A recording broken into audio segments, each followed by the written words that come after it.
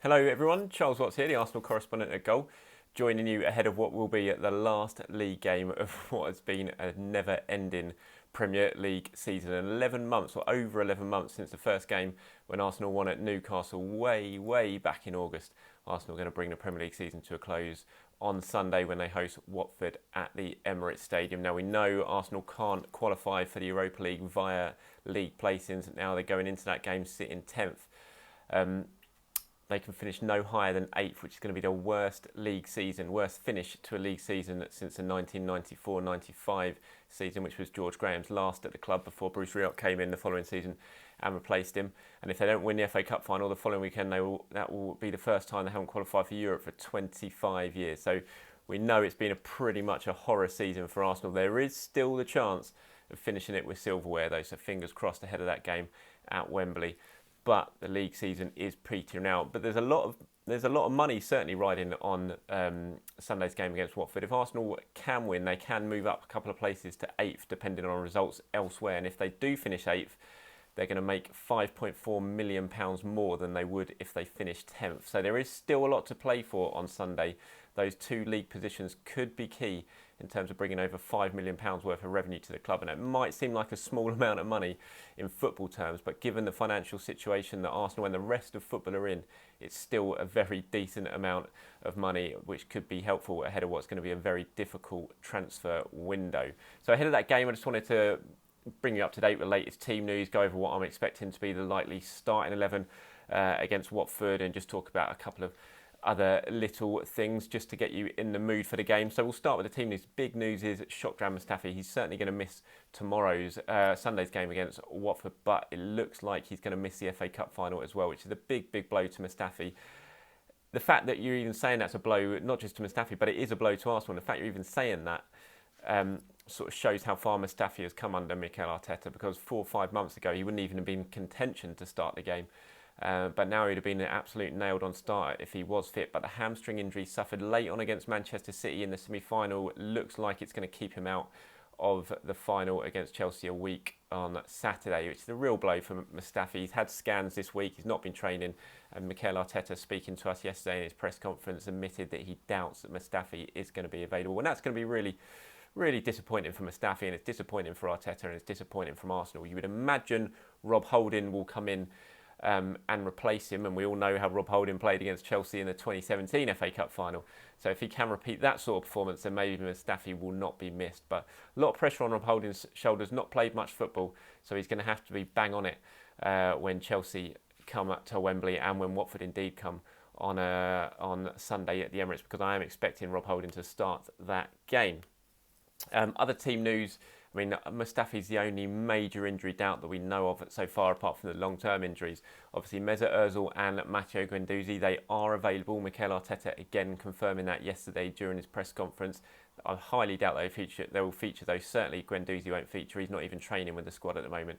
And I doubt Mesut Ozil will feature, despite the fact he was fit. The fact that he didn't feature against Aston Villa on Tuesday night said it all. So I think all you Mesut Ozil fans out there, and I know there are a lot of you, you'll be disappointed if you're expecting him to play again in the league this season, because I highly doubt he will be available.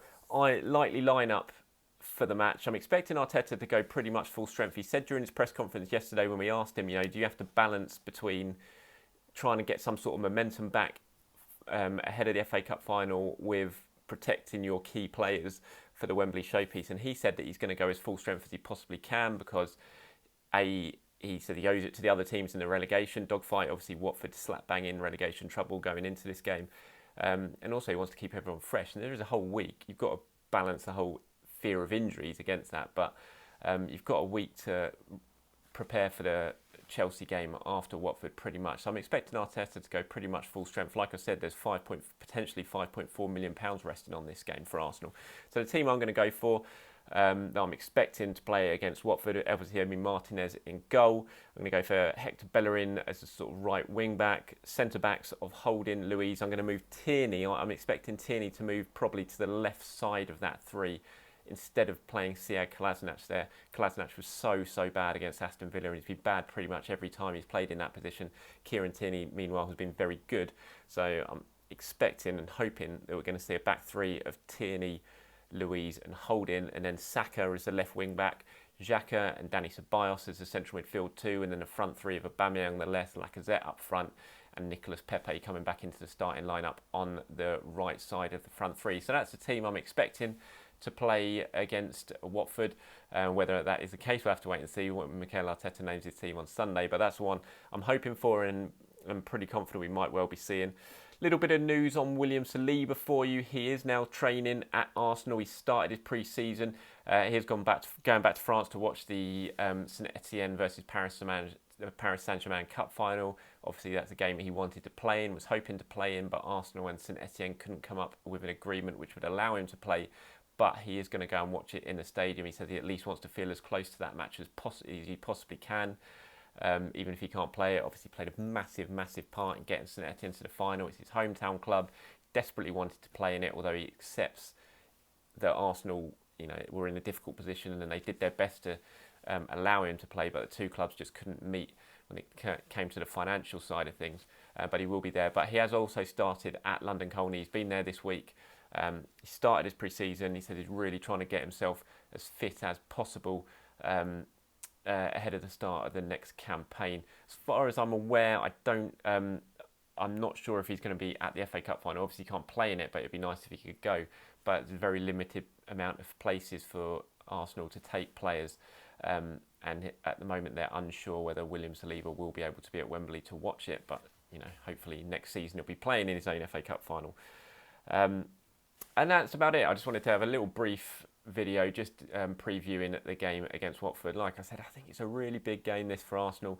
You don't want to go into the cup final on the back of two defeats. We had the horrible defeat at Villa Park where Arsenal were poor.